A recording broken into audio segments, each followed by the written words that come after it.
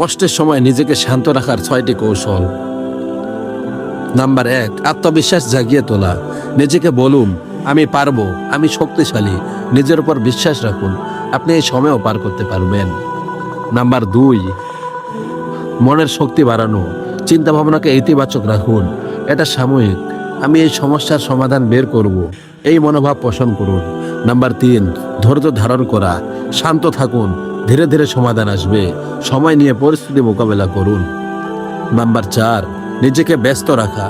মনকে ব্যস্ত রাখুন, কিছু কাজ করুন, নতুন কিছু শিখুন বা প্রিয় কিছু করুন যাতে মন শান্ত থাকে। নাম্বার 5, প্রিয়জনদের সান্নিধ্যে থাকা। প্রিয়জনদের সাথে সময় কাটান, তাদের কথা শুনুন, তারা আপনাকে শান্তি দেবে। নাম্বার 6, নিজেকে সময় দেয়া।